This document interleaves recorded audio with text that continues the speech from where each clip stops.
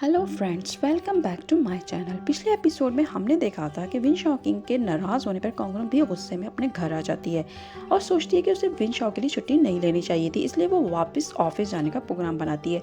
और जब वो ऑफिस आती है तो चैंग उसको लंच पर ले जाते हैं, मगर कॉन्गरो लंच के दौरान मुसलसल विन शॉ के मैसेज का इंतजार करती रहती है, मगर वो कोई भी मैसेज नहीं करता। सारा दिन काम के दौरान भी उसका दिल नहीं लगता और वो सोचती रहती है कि विन शॉ ने उसे अभी तक मनाया क्यों नहीं। ऑफिस में उसके पास जीजी भी आ जाती है और वो उससे बोलती है कि आज से उसने भी ऑफिस ज्वाइन कर लिया है और अब वो भी यहीं काम करेगी, मगर कॉन्गरो का किसी काम में भी दिल नहीं लगता तो वो वापस घर चली जाती है। उधर विन शॉ भी घर में बैठा ही सोच रहा होता है कि उसे कॉन्गरो पर शक नहीं करना चाहिए था। फिर वो अगले दिन हॉस्पिटल जाता है तो जोंग उससे कहता है कि आपको मेरी कज़न को मना लेना चाहिए था, मगर विन शॉ ने आज तक अपनी लाइफ में किसी को भी नहीं मनाया था, इसलिए उसकी समझ में नहीं आता है कि वो कॉन्गरो को कैसे मनाए। फिर उसके जहन में एक आइडिया आता है और वो जोंग से कहता है कि वो अपनी कज़न को फ़ोन करके बोले कि वो कल अपनी सालगिरह सेलिब्रेट करेगा, इसलिए उसे भी इनवाइट करे। और जब जोंग कॉन्गरो को कॉल करता है तो कॉन्गरो को शक होता है कि ये ज़रूर विन शॉ ने फ़ोन करवाया है, मगर वो फिर भी अगले दिन जोंग की बताई हुई जगह पर पहुंच जाती है, जहाँ पर विन शॉ भी आ जाता है और जोंग के बाकी फ्रेंड्स भी।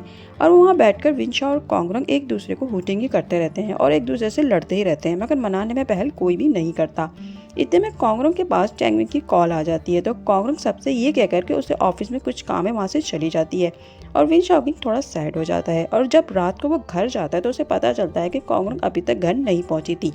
तो वो जोंग को फ़ोन करके बोलता है कि वो अपनी कज़न से फ़ोन करके पूछे कि वो घर कब आएगी। तो जोंग उससे पूछकर बताता है कि वो आज आयशा के रेस्टोरेंट में रुकेगी और इसका कहना है कि उसे कोई डिस्टर्ब ना करे। विन शॉ बोलता है कि कॉन्गरो को मेरे नाराज़ होने से कोई फ़र्क नहीं पड़ता। फिर वो आयशा को फ़ोन करता है और कॉन्गरो से बात करने को बोलता है। कॉन्गरो फ़ौरन से फ़ोन ले लेती है और समझती है कि ज़रूर विन शॉ ने उससे सॉरी करने के लिए फ़ोन किया है, मगर विन शॉ इधर उधर की बातें करके फ़ोन रख देता है, जिस पर कॉन्गरो को और भी गुस्सा आ जाता है। तो आयशा उसे बोलती है कि विन शॉ ज़रूर चैंगविंग से जेलिस हो रहा है, इसलिए वो तुमसे नाराज़ है, इसलिए बेहतरी इसी में है कि उसे वो स्कार्फ चैंगविंग को वापस कर देना चाहिए और उसे बता देना चाहिए कि उसका एक बॉयफ्रेंड भी है। कॉन्गरो को उसकी बात ठीक लगती है, मगर वो सोचती है कि वो चैंगविंग से क्या बहाना करे स्कार्फ वापस करने के लिए। फिर अगले दिन जब कॉन्गरो ऑफिस जाती है तो उसका मूड बहुत ऑफ होता है, ऊपर से जीजी आ जाती है उसका दिमाग और पकाने के लिए। लेकिन चैंगविंग के आने पर जीजी फाइल लेकर चैंगविंग के रूम में चली जाती है और बातों बातों में वो चैंगविंग से कहती है कि आज फाइल लेकर उनके पास इसलिए आई है क्योंकि कॉन्गरो का अपने बॉयफ्रेंड से झगड़ा हो गया है। कॉन्गरो के बॉयफ्रेंड का सुनकर चैंगविंग चौंक जाते हैं और जीजी से पूछते हैं कि क्या कॉन्गरो का कोई बॉयफ्रेंड भी है। तो वो बताती है कि हाँ, और वो एक कामयाब डॉक्टर भी है। और चैंगविंग ये सुनकर थोड़ा अपसेट हो जाते हैं और गुस्से में भी आ जाते हैं।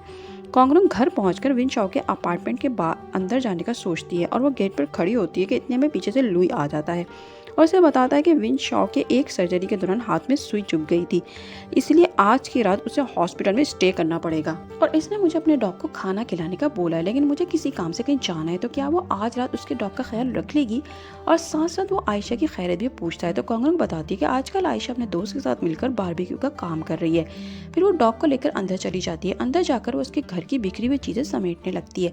इसी दौरान वो देखती है कि विन शॉ ने उस दिन जब वो पहली बार मिले थे उस दिन की पेंटिंग बनाई हुई होती है। आयशा एक बारबेक्यू पार्टी का ऑर्डर करने आई होती है। वो यूनिवर्सिटी के कुछ पुराने दोस्तों की बैचलर पार्टी होती है कि अचानक से एक लड़के को वो लुई समझ बैठती है। वो फौरन से छुप जाती है, मगर उसके पलटने पर वो देखती है कि वो कोई और होता है। वो खड़ी होती है कि अचानक से पीछे से आते एक लड़के से टकरा जाती है। आयशा उसे सॉरी करती है तो देखती है कि वो लुई होता है। लुई उससे पूछता है कि वो उसको इग्नोर क्यों कर रही है, और इससे पहले कि वो कोई जवाब देती लुई के दोस्त आकर उसे वहाँ से ले जाते हैं और उससे उसकी गर्लफ्रेंड के वापस आने की बातें पूछने लगते हैं। और इन्हीं बातों के दौरान जियांग भी आ जाती है और कहती है कि जब उसे पता चला कि यूनिवर्सिटी के तमाम दोस्त यहाँ जमा है तो वो भी यहाँ आ गई ताकि तमाम दोस्तों से मुलाकात हो जाए। मगर लुई इन तमाम बातों के दौरान बस आयशा को ही देखे जा रहा होता है, क्योंकि वो एक जगह उदास खड़ी होती है। वो उसके पास जाने लगता है कि तमाम दोस्त कहते हैं कि वो सबको दोबारा से गिटार बजाकर दिखाए जैसे वो पहले बजाता था। लुई इनकार करता है, लेकिन तमाम दोस्त उसे ज़बरदस्ती स्टेज पर ले जाते हैं और फिर लुई गिटार बजाता है और जियांग गाना गाती है। और आयशा ये देखकर रोने लगती है और गाना गाते हुए जियांग लुई को ही देखती रहती है और लुई आयशा को। और आयशा रोने में बिजी होती है और जैसे ही गाना ख़त्म होता है तो लुई फ़ौरन से गिटार रखकर वहाँ से जाने लगता है, मगर जियांग आवाज़ देकर उसे रोक लेती है और इससे 7 साल पहले उसे छोड़कर जाने के लिए उससे सॉरी करती है और उसे बताती है कि वो उससे अब भी प्यार करती है और दोबारा से वो इस रिश्ते को जोड़ना चाहती है और वो अपनी गलती पर शर्मिंदा भी है। ये कहकर वो उसके करीब आने लगती है, मगर लुई हाथ बढ़ाकर उसे करीब आने से रोक देता है। इतने में वो देखता है कि आयशा बहुत ज़्यादा ड्रिंक कर लेती है और ज़्यादा ड्रिंक करने की वजह से वो बस गिरने ही वाली होती है कि लुई आगे बढ़कर उसे संभाल लेता है और उसे गोद में लेकर वो जियांग की आंखों के सामने से गुजर कर चला जाता है और जियांग की आंखों में ये सब देखकर आंसू आ जाते हैं और यहीं पर ये पार्ट भी ख़त्म हो जाता है। मिलते हैं नेक्स्ट एपिसोड में, तब तक अपना बहुत ख्याल रखिएगा और चैनल को सब्सक्राइब भी कर दीजिएगा। नेक्स्ट पार्ट तक के लिए बाय।